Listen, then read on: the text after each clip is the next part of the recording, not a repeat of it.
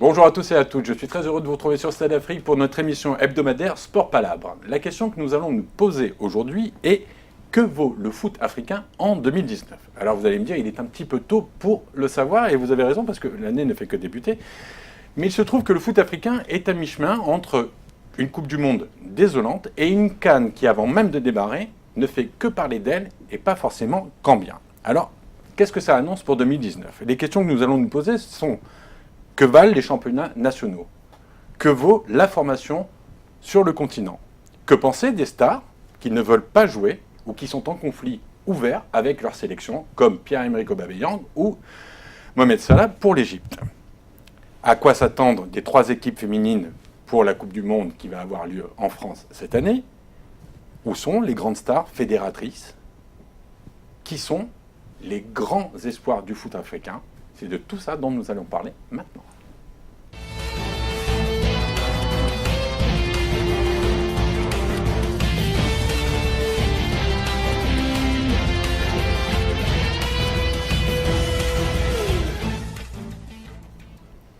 Vous imaginez bien que pour parler de foot africain, il me fallait 2 éminents spécialistes africains de foot.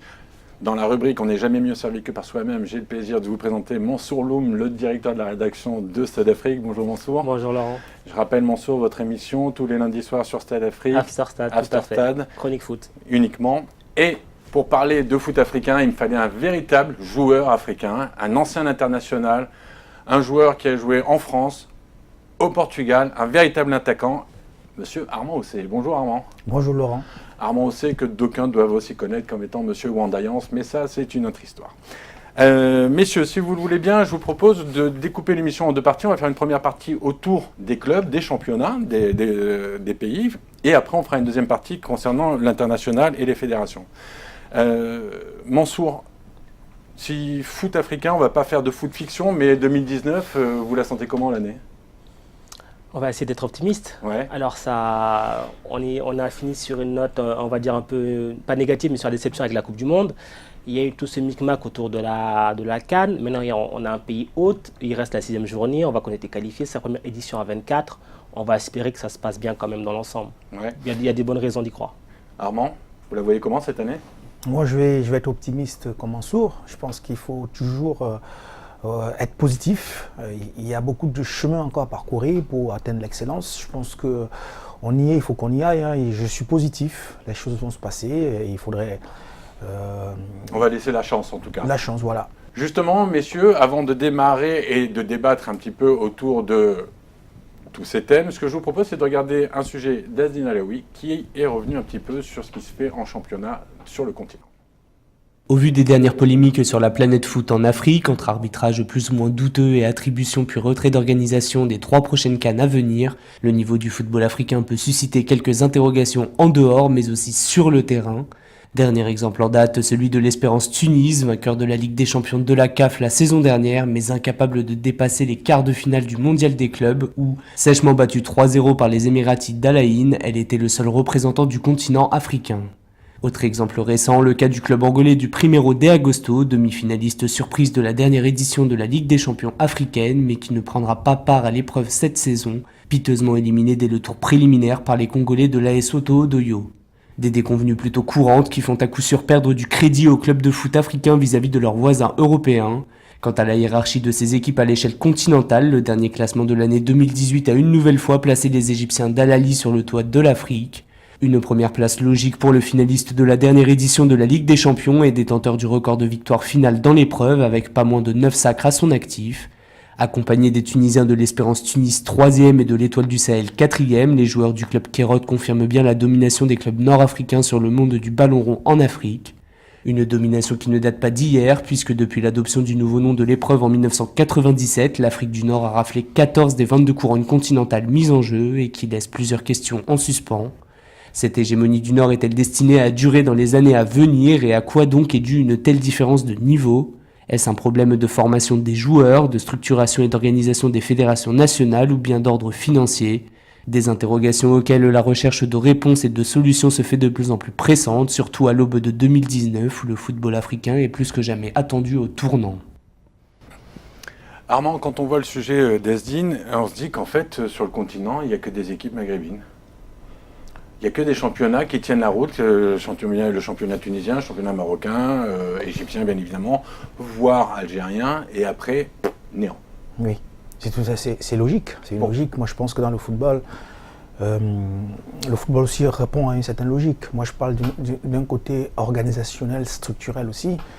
Il faut aussi voir aussi l'histoire de l'époque de la colonisation. Il faut redescendre. Il faut remonter, on va dire, à tout cela.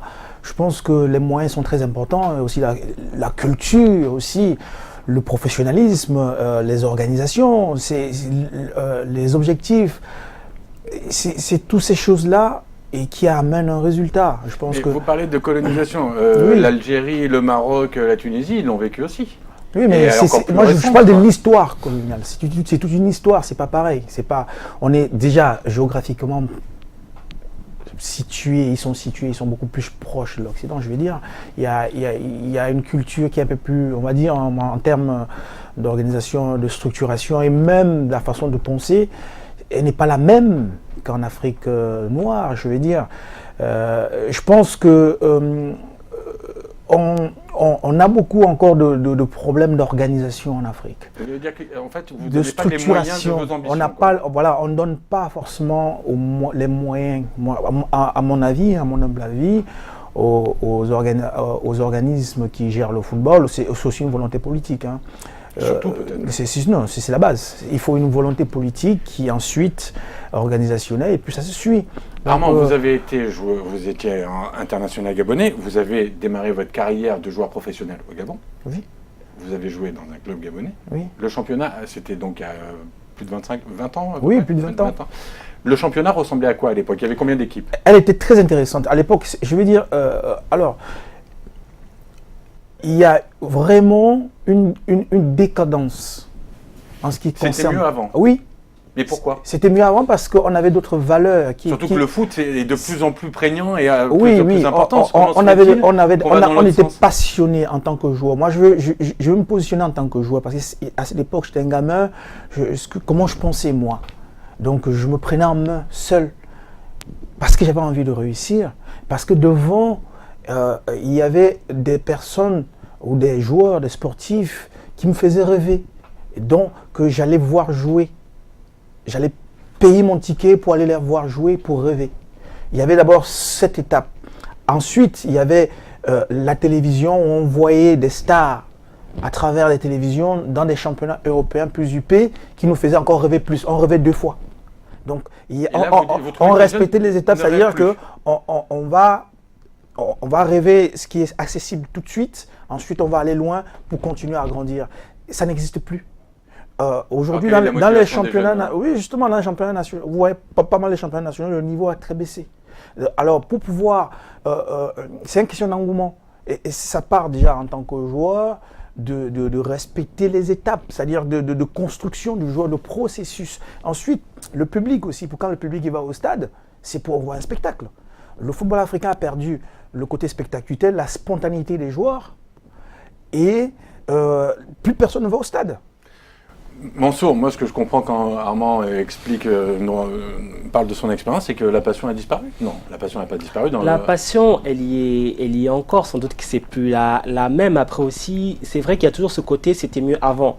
Et c'est pas faux. Est-ce que c'est une lubie? Est-ce qu'on aimerait croire que c'était mieux avant ou c'était véritablement mieux avant? Je pense que c'était mieux avant parce qu'avant déjà, il y avait des stars localement. Que ce soit au Gabon, il y avait des joueurs qu'on allait, justement comme il dit, qu'ils allaient payer pour les voir jouer, que ce soit pareil au Cameroun, en Côte d'Ivoire, au Sénégal, d'autres pays, etc. C'est vrai, il y avait des clubs forts aussi. Je prends l'exemple du Sénégal. Avant, il y avait le Giraffe qui était fort, il y avait la Jeanne d'Arc, il y avait la Linguère. En Côte d'Ivoire, la SEC était beaucoup plus forte avant. L'Africa Sport aussi. Ce sont des clubs qui sont retombés maintenant, dont on n'entend quasiment plus parler. Au Cameroun, tu avais le Tonnerre, tu avais l'Union de Douala, tu avais le Canon. Exactement. Tu avais à Libreville, en fait, au Gabon, on avait l'AS Sogara, on avait Pourquoi ces équipes, on n'en entend plus parler? Pourquoi? Parce que si on revient sur le côté organisationnel, il n'y a pas de projet en fait à long terme aussi. Voilà, il n'y a pas de projet pour revenir à ce qu'il vient de dire. Voilà, ça part d'une volonté politique aussi. Non, mais quand vous dites qu'il n'y a pas de projet, c'est quoi? Qu'est-ce qu'on peut considérer comme étant un projet? Quand on voit maintenant, par exemple, on prend l'exemple des clubs européens, quand le président il vient, il nomme un directeur sportif, un entraîneur, il y a toute une logique. Dire le projet, par exemple, c'est sur 4 ans, c'est sur 5 ans, c'est sur 10 ans. Il y a au moins ce semblant-là, même si après ça ne va pas au bout, mais il y a au moins un semblant. Alors que désormais, actuellement, sur le continent, notamment en Afrique noire, il y a un peu ce côté, bon écoutez, là, aujourd'hui, on va juste se concentrer sur cette saison, il y a un objectif, la saison d'après, on ne sait pas. Je prends un exemple flagrant, c'est Djambar. Djambar, qui a 4-5 ans, tout le monde en parlait, ouais, c'était super, ils forment des jeunes, ils sont champions du Sénégal. Très bien. On oublie de dire maintenant que Djambar, ils sont des deux sénégalaises. Ça, personne n'en parle. À cause de quoi? Quelle est la raison? Surtout quand on sait la politique du Sénégal en ce moment de construire des grands stades. Il n'y a pas de suivi. Votre président a dit qu'il allait faire parce qu'ils ont surfé sur une génération, sur une saison. Ils ont eu des bons joueurs, ils ont été champions. Mais ils n'ont pas pensé au coup d'après. Et c'est le problème en Afrique, on ne pense pas au coup d'après et au coup d'après au pluriel. Et moi, je suis totalement d'accord avec lui. C'est là où je voulais en venir. Je suis un peu allé loin dans mes explications. Moi, je pense qu'il y a une volonté politique. Derrière la volonté politique, il y a de l'organisation, de la structuration, il y a projection.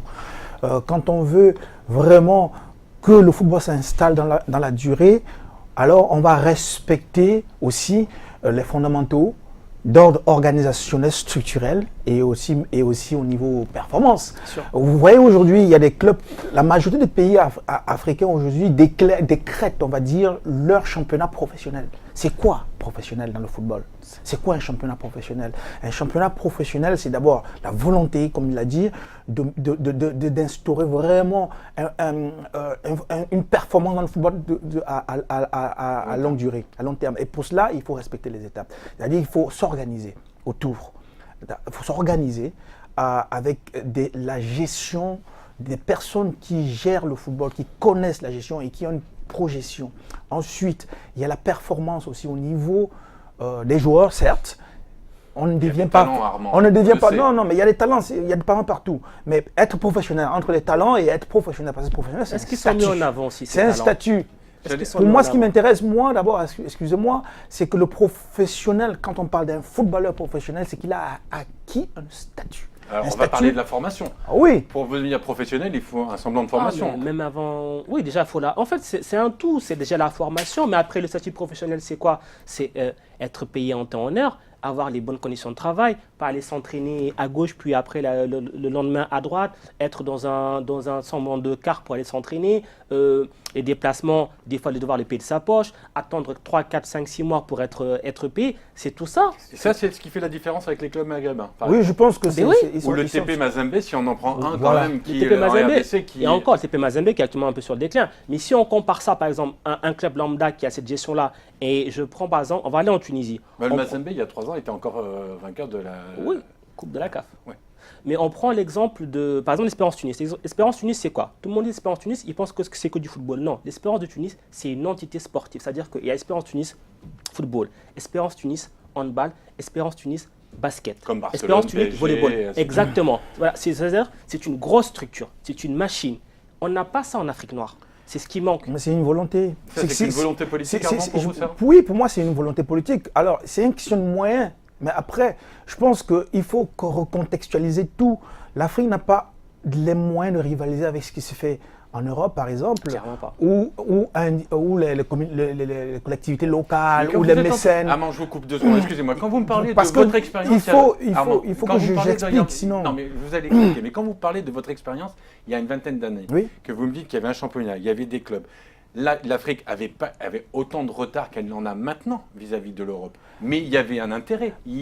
On parlait de club, le Tonnerre du Cameroun. Il existait quelque chose. Il y avait la passion. Ils peuvent avoir un championnat à la hauteur à leurs moyens. On n'est pas obligé d'avoir un stade de non, mais il est très important de rentrer vraiment quand même. Quand je dis, tout à l'heure, parce que je n'ai pas fini, parce que je devais être un peu long, quand je parlais de passion en ce qui concerne les joueurs, parce que il y a de moins en moins, parce que les joueurs aujourd'hui, ils jouent au football parce qu'ils se projettent déjà en professionnel avec tout ce qui va avec, les artifices qui vont avec. Donc du coup... Pour des mauvaises raisons.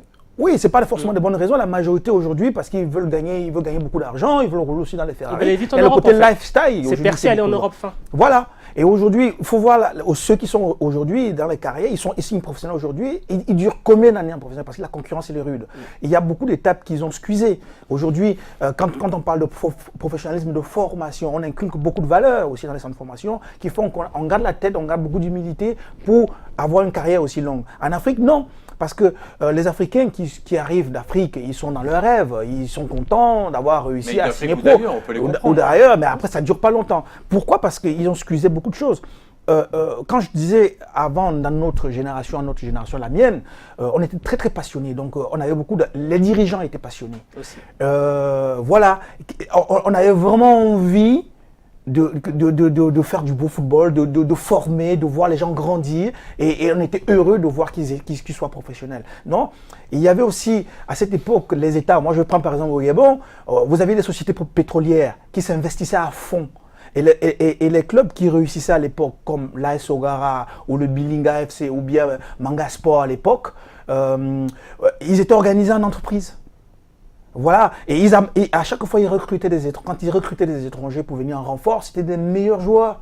Et quand ils arrivaient, vous voyez vraiment la différence entre ces joueurs-là et les joueurs locaux. Donc, en fait, il y avait un processus de performance où on progressait, on voyait vraiment comment ça progressait. Un projet, quoi. Voilà, et ils étaient projetés. Et c'était pas en 1 an, 2 ans, 3 ans, c'était un projet vraiment qui était sur la durée. Aujourd'hui, par exemple, quand on parlera de formation, tout à l'heure, je pourrais en dire un mot. Je pense qu'aujourd'hui, toute cette chaîne s'est cassée. Elle s'est cassée, elle s'est enrouée. Mais alors c'est ça que je comprends pas, Armand. J'entends ce que vous dites, mais pourquoi ça s'est cassé? On ne peut pas dire qu'en plus le foot soit quelque chose d'anecdotique pour les pays africains. Armand parlait des sociétés pétrolières qui s'engageaient. Elles ont disparu? Non, elles n'ont pas disparu, mais les intérêts sont différents. Et puis il y a quelque chose qui a changé la donne. C'est maintenant la manne financière que génère le football. Exact. Maintenant, on va pas, par exemple, prenons l'aspect formation. Avant, il y avait la formation. Un jeune joueur, il pouvait jouer encore dans son club en Afrique 2-3 saisons, le temps de se former, de se roder. Maintenant, il a 17-18 ans, il est repéré par un club satellite qui a fait un partenariat, il part en Europe. Il est parti. Fini. Il n'est pas prêt. Alors qu'il n'est pas prêt. Et ça, c'est un gros problème. C'est là où je reviens dans la passion. Ça veut dire que quand moi je signe professionnel, je pleurais. Parce que c'était un rêve. Mais peut-être qu'eux aussi, ils pleurent en Oui, mais après, maintenant, il y a des sacrifices. C'est un plan de carrière maintenant. Alors, ce qu'il faut aussi rajouter aujourd'hui avec des clubs partenaires, avec des clubs époins, parce qu'aujourd'hui, c'est la manne financière qui dépasse, ça squeeze tous. Donc, les jeunes, aujourd'hui, on les fait miroiter très tôt beaucoup de choses dans la tête. Et on mise sur eux et on fait tout pour leur faire jouer. Parfois, on met la pression, on paye, on fait des côtes pour pouvoir accélérer leur formation parce qu'on veut leur monnayer, parce qu'ils ont gagné la confiance des mécènes qui sont dans le football et qui veulent gagner de l'argent. Je pense qu'à tous les niveaux, les présidents des clubs aussi aujourd'hui, leur ambition, c'est de gagner aussi beaucoup d'argent parce qu'ils ont compris que ça génère beaucoup de fonds. Donc, tout, ça reconditionne tout. Et en fait, pour faire très simple, avant, il y avait un peu le côté « Ah, ce joueur, il est jeune, il est bon. » il va me permettre de gagner. Maintenant, c'est ce joueur, il est jeune, il est bon, il va me permettre de gagner beaucoup de l'argent. Mansour, avant de passer à la deuxième partie de l'émission et revenir donc sur les sélections, j'ai une question. Je regardais en préparant l'émission, je regardais le palmarès des nations au niveau championnat club. Dans les 10 premiers, le Sénégal n'existe pas. En revanche, quand on regarde le classement des fédérations, enfin des équipes nationales FIFA, le Sénégal est premier du continent africain, à la 23e place. C'est quoi l'explication? Quand on prend la liste du Sénégal, les 23 joueurs, ils jouent tous en Europe. Mais oui. Mais ils ont tous débuté au Sénégal. Non, pas tous, il y a beaucoup de binationaux. Aussi, ça joue aussi. Quand tous les talents ils partent à 18-19 ans, il reste quoi pour faire le championnat national? Il reste que les seconds couteaux. Et c'est aussi ça une des raisons. Oui, sauf que derrière, vous avez en 26e place du classement, enfin en seconde du classement du continent, la Tunisie. Et la Tunisie, sur le palmarès... la Tunisie est beaucoup plus structurée. Et quatrième, ouais. La Tunisie est beaucoup plus structurée. Et c'est pas aujourd'hui que la Tunisie est structurée, c'est ce qu'on disait. C'est qu'il y a une vision vraiment très projetée en ce qui concerne l'organisation du football ou bien la gestion du football. Elle est beaucoup plus ancrée à tous les niveaux. Et donc ils sont très près. Et forcément, ça se voit sur le terrain. Et c'est ça. Et ils peuvent se louper une année, revenir la saison d'après. Alors que pour les pays d'Afrique noire, les autres clubs, c'est plus compliqué. C'est aujourd'hui et demain on voit. Ça, c'était pour les championnats et pour les clubs. Dans la deuxième partie, les équipes nationales. À tout de suite.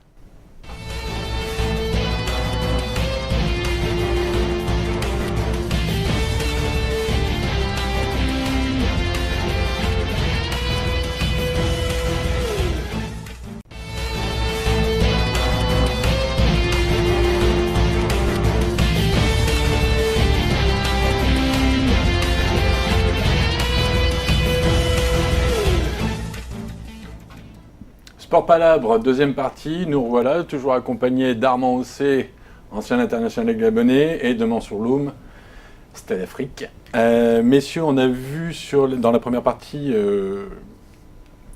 tout ce qui concernait les clubs et les équipes de clubs et les championnats locaux. On va faire un pont et on va passer à l'étape supérieure, c'est-à-dire les équipes nationales. Mansour, au niveau des équipes nationales, est-ce qu'on peut faire un parallèle entre le comportement et ce qu'on a pu dire au préalable en première partie avec les équipes de club? Est-ce qu'on retrouve un peu les mêmes problèmes en équipe nationale?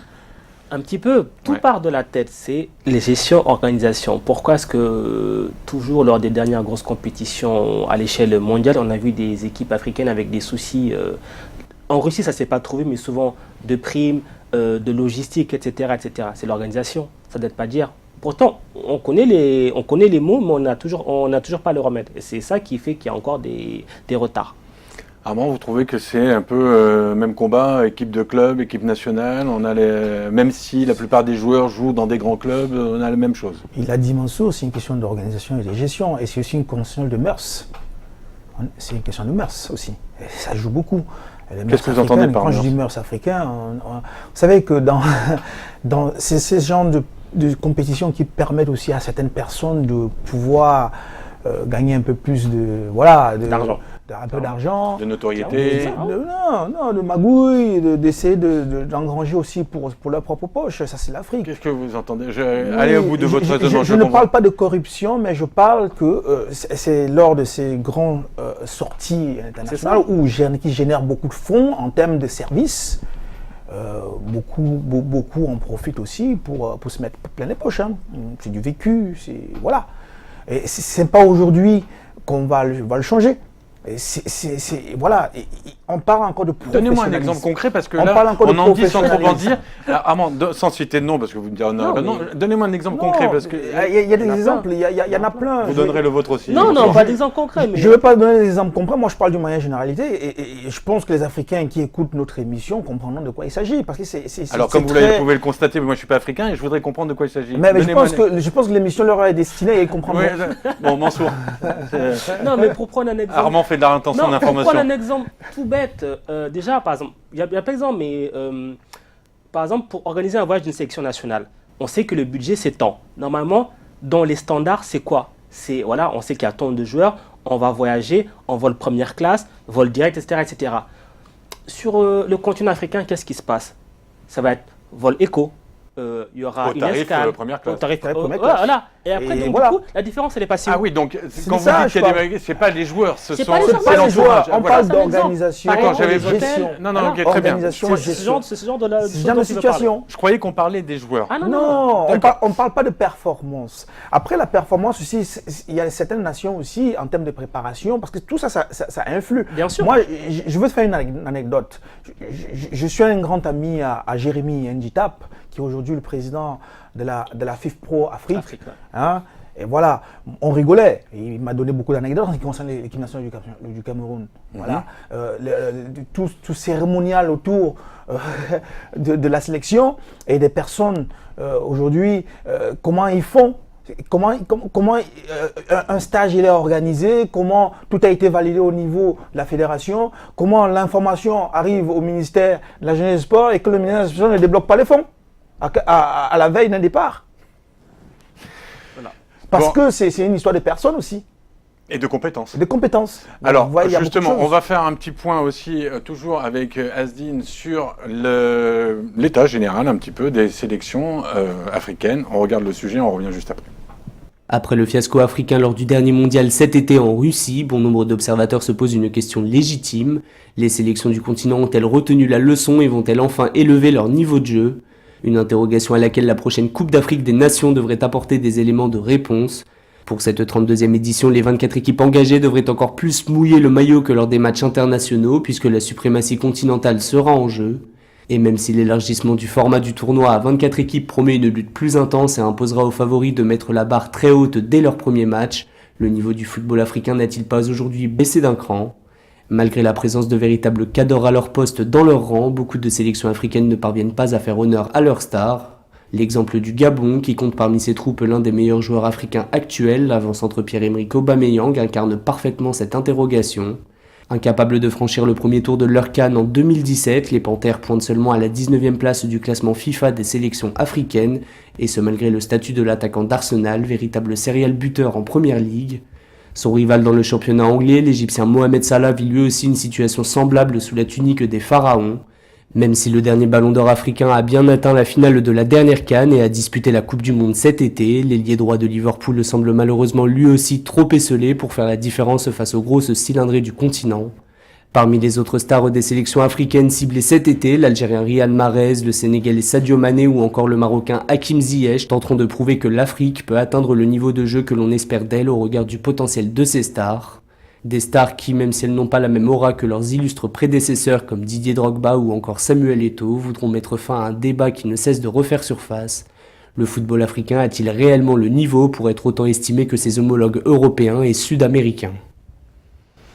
Bon, il y a beaucoup de choses à dire. On va commencer par le commencement. Mansour, est-ce que cette Coupe du Monde, on a fait plein d'émissions sur Stade Afrique, nous deux, on en a même parlé plusieurs fois. Est-ce que vous pensez que cette Coupe du Monde, on a tiré des leçons? Est-ce qu'elle a été utile? Est-ce que c'est un mal pour un bien? Ça, l'avenir nous le dira, mais ce qui est sûr, c'est qu'ils ont fait une réunion à Rabat qui a duré 2 jours. Il y avait des sélectionneurs, il y avait plein de gens de la Confédération africaine de football aussi. Quelles leçons tirées pour l'instant, on ne sait pas trop. Je pense que la CAN qui va arriver pourra déjà permettre de voir un petit peu si des enseignements ont été tirés ou pas. Après, franchement, c'est un peu compliqué. On connaît entre ce qui se dit et ce qui se fait, on sait toujours que voilà, c'est jamais la même chose. Armand, vous pensez que surtout qu'en plus pour chaque équipe on avait alors trop d'ambition pour certains, enfin manque d'ambition pour certains, manque d'implication, les joueurs pas concernés, un joueur qu'on a voulu faire jouer à tout prix qui était un peu blessé, un problème, je parle de Mohamed Salah, conflit avec sa fédération l'Égypte qui a abusé qui a utilisé sans son accord son image, donc conflit en interne. Est-ce que vous pensez que malheureusement c'est des problèmes récurrents qui existaient déjà il y a 20 ans quand vous jouiez, que vous étiez international? Est-ce qu'on les retrouvera encore dans 20 ans? Comment vous voyez les choses, vous? Il y a aussi, je vais rajouter aussi l'assurance aussi. Le Sénégal aussi a perdu plutôt ils étaient très, très sur d'eux dans la gestion. Donc tout ça, ça fait partie du partage qu'on appelle le professionnalisme. Ça manque de professionnalisme? Il y a beaucoup de professionnalisme. Alors, aussi. je vais vous laisser parler, Armand. Oui, mais ça manque de professionnalisme, mais on ne parle que de joueurs qui jouent dans des grands clubs. On ne peut pas critiquer et à qui on ne peut pas dire que ce ne sont pas des clubs professionnels. Non, mais moi je pense que si on parle déjà, il y a une chose pour revenir à Salah, on parle de son image qui a été utilisée voilà, tout ça, ça fait partie du professionnalisme. Non. Mais du professionnalisme, pas du joueur. Non, de la fédération. Je parle de la fédération. Et qui s'impacte forcément sur les joueurs, puisque ce sont tous les acteurs. Qu'est-ce qui se passe ici? L'équipe de France gagne la Coupe du Monde, pourquoi? Aussi, il faut le prendre en considération. C'est une préparation sur tous les détails émotionnels, spirituels, avant d'arriver sur le niveau sportif. Une mise en condition pendant des mois, pendant des années. Ça commence 4 ans. Un travail de fourmi qu'on ne voit pas. Et où à chaque fois, c'est-à-dire que le sélectionneur est proche de ce joueur. Tous les joueurs susceptibles. Et puis voilà, c'est un travail de longue haleine à tous les niveaux. Que les pays africains ne sont pas capables de faire pour l'instant. C'est un problème de mœurs, on n'est pas encore là-dedans. C'est parce qu'on n'est pas dans la projection. On n'est pas dans la projection. Armand, tout à l'heure, on disait que c'était mieux avant. Est-ce qu'avant, il y avait ça plus? Non, mais c'est différent. Alors, aujourd'hui, le football a changé. Le football, il y a 20 ans, aujourd'hui, c'est plus pareil. Le Cameroun, il y a quelle année, en 90, est allé en quart de finale de la Coupe du Monde, avec des joueurs hyper talentueux. Un peu désordonnés, mais c'est des personnes qui avaient une certaine puissance spirituelle et force mentale au-dessus de tout. Ce qu'on ne voit plus aujourd'hui. Le Cameroun a encore gagné la dernière Coupe d'Afrique des Nations parce qu'elle a gardé encore des séquelles, ce qu'on appelle le Hemley. C'est-à-dire que cette faculté à se transcender quand on a sous le maillot l'équipe nationale d'un pays. Ils ont battu le Sénégal pas parce qu'ils étaient plus forts que le Sénégal. Le Sénégal, c'est la meilleure équipe. C'était plus motivé. Les jeunes étaient jeunes. Alors, il y a ça c'était un coup. Je suis plus persuadé qu'ils le reproduisent. Parce que cette génération, elle est moins talentueuse que cette génération d'antan. Donc, ce qu'il faut resituer, c'est que c'est des problèmes récurrents qui sont liés à la culture, à nos mœurs. La culture occidentale est autre elle est basée sur la discipline, elle est basée sur un moule du début, depuis qu'on est né. Et aujourd'hui, pour gagner une Coupe du Monde, c'est les détails. Ce sont ces détails qui sont extra-football, qui se retrouvent sur le terrain. Bien sûr, avec la professionnalisation dans le football, c'est-à-dire que j'appelle la performance, la recherche de la performance, du travail, le processus et tous les ingrédients qui vont avec. Je ne vais pas rentrer dans les détails parce qu'on va perdre du temps. Que ce soit les préparateurs physiques, le préparateur mental, le diététicien, tout ce qui est santé. Oui, tout est pris au sérieux, tout est... En fait, il faut que quand le joueur il faut arrive, anticiper. il faut qu'il pense qu'au terrain. Il ne faut pas qu'il soit en train de régler des histoires de primes, de chambre parce qu'on lui a fait un lit simple, pour aller de l'hôtel à l'entrée de l'hôtel d'entraînement, il faut 1h30, que pour faire un trajet où normalement il faut 5 heures d'avion, ils vont mettre une journée. C'est tous ces détails-là qui font que arriver sur le terrain, ça fait la différence par rapport aux grandes nations européennes. Alors moi je vais me faire l'avocat du diable. Vous me dites que 2019, on peut s'attendre à des choses plutôt intéressantes, on peut essayer d'être positif. Parlons de la CAN. Alors, on ne va pas rentrer dans... D'ailleurs, je vous donne rendez-vous pour une autre émission bientôt qui aura comme thème justement la CAN. On va essayer de savoir ce qui s'était vraiment passé, mais ça, c'est un petit teasing. Parlons de la CAN. Parlons ne serait-ce que de tout ce qui a engendré les problèmes liés à l'organisation. On parle de professionnalisme. Déjà là, on manque à la base, à la source même, à ce qui doit être exemplaire, c'est-à-dire la fédération, la CAF. Déjà, est-ce que là, il n'y a pas le premier problème? Est-ce que les joueurs se disent pourquoi nous, on va nous demander une exigence, sachant que ceux qui sont supposés montrer l'exemple, déjà, font tout le bordel? Je vais peut-être répondre en premier si, allez-y, Armand. Si vous me permettez. Pourquoi on enlève la CAN au Cameroun? Parce qu'ils n'étaient pas prêts. Ok. Pourquoi ils ne sont pas prêts? Voilà, telle la question. Le Cameroun, je vous rappelle, a organisé la dernière CAN en 1972. 36 ans aujourd'hui. Le Cameroun, 46 pardon, 46. Autant pour moi. Le Cameroun, c'est une locomotive avec l'Égypte du football africain. Croyez-vous que c'est normal qu'en 46 ans, le Cameroun n'ait pas rendu au football ce que le football lui a donné? En 46 ans? Depuis la dernière organisation de la CAN. Ce que je veux faire comprendre simplement, c'est que quand on parle de projection, quand on veut installer quelque chose sur du dur, quand on est une locomotive, on a une grande nation avec de très grands joueurs, Roger Mila à Samuel Eto'o, qui ont autant fait pour ce football-là, on n'attend pas qu'on vous attribue la CAN pour commencer à faire les travaux. Techniquement, le Cameroun aurait dû avoir tout ce qu'il faut pour pouvoir être quasiment un prétendant à organiser chaque année. Chaque CAN. Pourquoi? Alors, je vais revenir. Pourquoi on enlève aussi? Ils ont passé beaucoup plus de temps à savoir comment ils vont organiser les rétrocessions de fonds. Ils vont donner des projets à telle personne et comment ils vont récupérer aussi derrière. C'est ça. C'est la magouille. Là, on parle encore on revient en termes d'organisation, de gestion, de professionnalisation, de conscience, de mœurs, de conditions. Donc là, on parle du Cameroun, mais en fait, on pourrait avoir le même problème dans d'autres pays. Quel pays africain, Afrique noire, est capable d'organiser la CAN à l'heure actuelle? Zéro. Zéro. Peut-être le Ghana. Peut-être. Et encore. Qui ne s'est pas proposé d'ailleurs pour l'organiser. Oui, c'est ça. Okay. Mais ils auraient pu peut-être. On va revenir sur le niveau des équipes. Pour ce qui concerne la CAN, là, on va voir ce que ça va donner. On passe de 18 à 24, c'est ça? Est-ce que vous considérez, Armand, que le niveau de la CAN est supérieur au niveau de la Coupe du Monde? Comme on le dit souvent, par exemple, la Coupe d'Europe est plus forte que la Coupe du Monde. Moi, j'en rigole. La Coupe du Monde d'Afrique, peut-être. Non, faut pas exagérer non plus. Déjà, quand on parle d'un plan organisationnel structurel, on a vraiment du mal. C'est pas au niveau de la performance. Oui, c'est pareil, tout est lié. Pour moi, il ne faut pas exclure. Au niveau du jeu, la CAN est en déclin pour moi. La CAN est en déclin. Pourquoi? Parce que... Vous êtes d'accord avec ça, François? Moi, je pense même qu'en termes généraux, le football africain est quand même un petit peu sur le déclin. Voilà. Voilà, tout simplement parce qu'aujourd'hui, je vais donner pour moi mon point de vue technique. Vous prenez les Africains aujourd'hui, le football africain aujourd'hui est totalement modèle calqué sur l'Europe. D'accord. Le football africain a perdu sa spontanéité. C'est sa magie. C'est spécificité aussi. C'est ça, les Africains sont forts par leur spécificité. C'est ça, parce que pendant la Coupe du Monde où le Sénégal s'était fait battre physiquement, on était revenu... Par le Japon. À un moment donné, je veux dire, quand on affrontait le Cameroun, il y avait un type de jeu. Tu affrontais le Ghana, il y avait un type de jeu. Tu affrontais la Côte d'Ivoire, il y avait un type de jeu. Maintenant, tout ça, ça s'est perdu. Non, c'est pas de la faute des fédérations, Non, ça, mais c'est la faute des joueurs, des non, entraîneurs. non, Laurent, il faut pas voir, il faut pas regarder cette chose. Il faut rester dans le technique. Le technique, ce n'est plus. Il y a l'organisation qui permet d'avoir de meilleures conditions, d'avoir les meilleurs techniciens, d'avoir un projet sur le long terme, et après maintenant avoir la sérénité pour travailler le contenu des séances et la performance sur le terrain.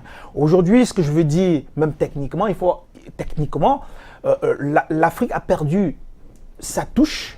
Et il calque sur l'Européen en jouant très collectif. C'est ça. Ok, on ne voit plus la créativité, on ne voit plus les George Weah, on ne voit plus les Samuel Eto'o, on ne voit plus tout ça. Pourquoi? Parce que même la méthodologie est appliquée.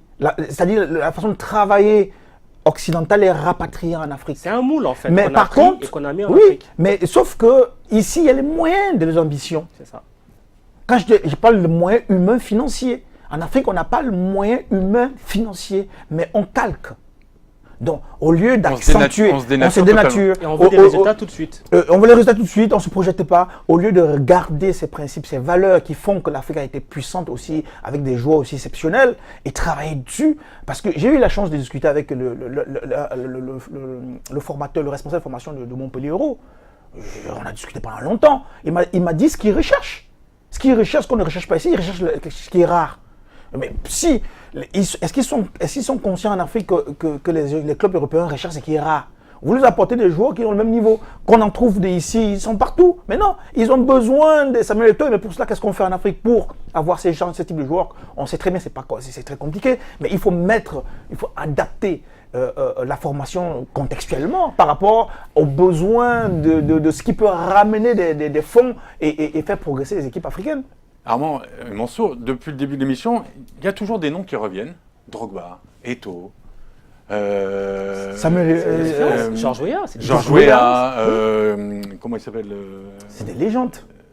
Des années Yaya 80. Touré, le grand joueur des années 80 africain. J'ai un trou de mémoire. Il y en a pas mal. Roger Mila. Roger Mila. Et tout à l'heure, on a commencé l'émission. À un moment, vous me disiez, il y avait des joueurs qui me faisaient rêver. Où sont ces joueurs-là actuellement? Ils n'existent plus parce que quand on parle des fondements et la dénaturation, le football qui s'est complètement perdu, parce qu'on calque sur l'Europe, on veut tous aller monnayer le talent, les joueurs ne restent plus longtemps. 16 ans, on les a tous pris, on estime qu'en intégrant les centres de formation, voilà, ils vont se développer rapidement. C'est-à-dire qu'il y a la fuite des talents et les championnats nationaux des pays africains ne sont plus attractifs. Il y a beaucoup de joueurs moyens. Alors, donc du coup, s'il y a des joueurs moyens, ils ne font plus rêver personne. Alors, qui sont les espoirs à venir, Mansour? Sur qui à venir, ils sont déjà là. Le souci, c'est qu'avant, on avait de très grands joueurs. Drogba, Eto'o, Roger Mila, Weah, ce sont de très grands joueurs. Maintenant, on a de très bons joueurs. Sauf que la différence entre un très bon joueur et un très grand joueur, en fait, elle est énorme. Ouais. Très grands joueurs, il y en a un. Leurs aînés, ils ont des statures mondiales. Drogba, on va en Chine, on dit Drogba, on sait qui c'est. On dit Eto'o, on sait qui c'est. Alors, aujourd'hui, on prend Salah Mané et tout, c'est bien, mais ils n'ont pas de ces statures-là, ne serait-ce qu'en Afrique. C'est ça le premier gros problème. Parce que ces légendes-là ont prouvé en Afrique d'avant. Hein. Avant de s'exporter. Et c'est très important, c'est très compliqué de prouver en Afrique. Moi, j'ai joué en Afrique. Ils se sont battus pour réussir. Alors, je vous explique quand j'ai joué en Afrique. J'ai joué longtemps en Afrique, mais nous, on le voyait quand on était petits. Quand les joueurs professionnels africains revenaient en renfort, c'était que eux qui faisaient la différence. Parce qu'ils étaient partis, ils ont pris quelque chose en Europe. Ils ont gardé l'essence. Les fondamentaux qui leur ont permis d'être ce qu'ils sont. Donc ils se ramenaient un peu aujourd'hui. C'est rare. Localement, on a des joueurs qui sont bons, mais ils sont moyens. Parce qu'il n'y a plus de compétitivité et il n'y a plus d'adversité localement. Par contre, on arrive à avoir quand même quelques talents ici et là qui arrivent à émerger, mais qui sont loin d'être les Samuel Eto'o, les George Weah, les Roger Mila. Armand, vous aussi vous êtes rare, c'est pour ça qu'à chaque fois c'est un plaisir de vous recevoir. Donc je vais vous poser une dernière question parce que malheureusement on arrive au terme de l'émission et oui, le temps passe vite. Est-ce que pour vous l'Égypte c'est un bon choix pour la CAN? C'est le choix qui s'est imposé, c'est le choix qui s'est proposé, c'est le choix qui a une habitude déjà d'organiser le Maroc, vous n'auriez pas préféré ou non, il n'y a pas de préférence pour moi, c'est pareil. C'est pareil? Parce que structurellement, ils sont mieux. On est assuré que ça se passe bien. Mansour, pareil, même chose? S'ils assurent le volet sécurité, vous prédisiez autre chose, je crois. Hein. Oui, j'aurais peut-être plus vu l'Afrique du Sud, mais après, pour le côté sécurité en fait. Ouais. Mais après, si l'Égypte arrive à assurer ce défi sécuritaire, ma foi, ça pourrait être une très bonne CAN parce que l'Égypte est un pays de football, un grand pays de football. Ils ont les infrastructures que les stades et les seront publics pleins pour. et qu'il y aura- Exactement. Ça peut être une bonne CAN. Une très bonne Messieurs, je vous remercie. Armand, on vous retrouve Wandayance. La Wandayance. La Wandayance, où c'est qu'on peut voir Instagram Oui, Facebook Instagram, Shems34. Il y a une page Facebook Wandayance. Alors, petit aparté, je vous conseille de regarder le clip d'Armand sur la Wandayance, ça vaut le détour et c'est de qualité. Mansour, nous on se retrouve lundi pour After Stade. Tout à fait. On a une idée du thème de lundi? Pas encore, on n'a pas travaillé. Voilà, c'est aussi ça, Stade Afrique. Moi je vous dis à la semaine prochaine, à très bientôt et on se retrouve sur les réseaux sociaux bien sûr. Salut tout le monde.